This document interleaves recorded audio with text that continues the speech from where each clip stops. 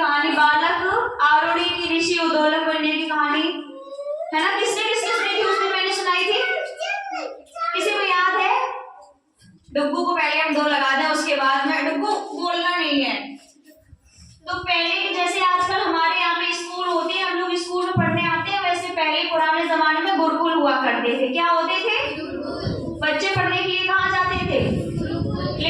जो गुरुकुल होते थे वो ऐसे नहीं होते थे कि सुबह गए, जैसे हम लोग 6:30 बजे आ रहे, 12:30 बजे छुट्टी हो जाएगी। गुरुकुल का कॉन्सेप्ट क्या था? बच्चे जाते थे 6 वर्ष की उम्र में, जो भी उम्र थी, एक बार उनका एडमिशन हो जाता था, फिर वहीं रहते थे, वहीं खाते थे, वहीं गुरु का काम करते थे, उनके साथ में काम करके वो तो पूरा दिन विद्यार्जन करना, उनका काम करवाना, लौट के घर तभी आते थे जब पूरी शिक्षा हो जाती थी।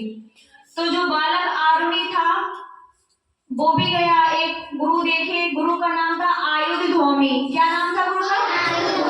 आयुधधौमी। जो गुरु थे बड़े अनुशासन प्रिय थे, उन्हें ऐसे बच्चे पसंद थे जो अनुशासन में रहते थे। बादल कुमार। तो उनके पास आरुणि गया, और वो इतने अनुशासन प्रिय थे, इसलिए उनके पास ज्यादा बच्चे नहीं रहते थे। अक्सर देखा होगा जो टीचर अच्छे होते हैं, ज्यादा पढ़ाते हैं, तो पिटाई भी ज्यादा करेंगे। जब पिटाई ज्यादा करेंगे तो उनको कम ही बच्चे पसंद करते हैं, क्योंकि कौन चाहेगा कि मौज मस्ती छोड़ के पढ़ें और फिर पिटाई भी खाएं।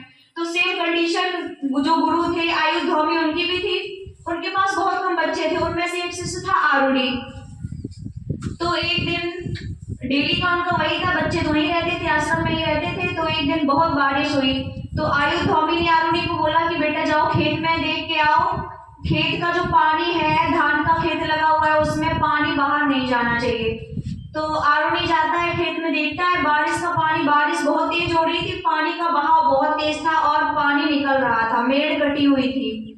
तो वो बार बार कोशिश करता है उसमें मिट्टी रख के मेड़ को सही करने की, लेकिन पानी का बहाव इतना तेज था कि वो बार बार मिट्टी रखता, मिट्टी पानी के बहाव में बह जाती। तो उसने क्या किया, गुरु की आज्ञा मानने के लिए जहां पे मिट्टी का कटाव था वहां पे आरुणि जो था खुद ही लेट गया, तो पानी बंद हो गया।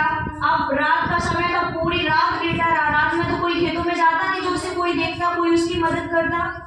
सुबह जब आयुधधौमी ने देखा कि आरुणि लौट के नहीं आया है, तो उन्हें चिंता हुई, फिर वो खेत में देखने गए कि देख के आए कोई शेर चीता वगैरह तो नहीं खेत से खा गया, खेत पे गया था। तो वो जाके जब खेत में बुलाते हैं आरुणि को, तो आरुणि वहीं से लेटे लेटे बोलता है, हाँ गुरु जी हम यहाँ हैं। मतलब वो लेटा हुआ था जहाँ मिट्टी का कटान था।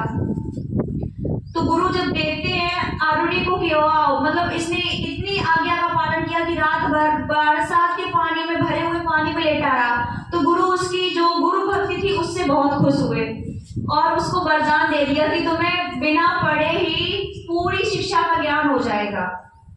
ऐसे वो गुरु आयुधधौमी की जो आशीर्वाद मिला था वरदान से, जो आरुणि बालक था वो बाद में ऋषि उद्दोलक के नाम से प्रसिद्ध हुआ। ठीक है, तो इस कहानी से हमें शिक्षा क्या मिलती है, कोई बताएगा?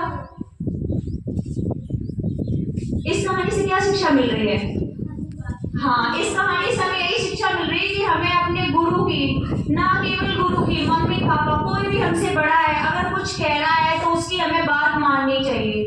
चाहता तो वो भी जाके बहाना बना सकता था कि गुरु जी हम मिट्टी रखे थे, पानी के बहाव से मिट्टी बह जा रही थी तो हम इसलिए लौट के आ गए, लेकिन उसने गुरु की आज्ञा का पालन किया।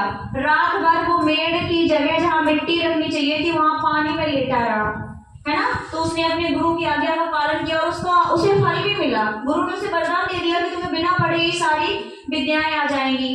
तो वही बालक बिना पढ़े ऋषि, कितना बड़ा ऋषि बना, बाद में उद्दोलक ऋषि के नाम से फेमस हुआ। ठीक है।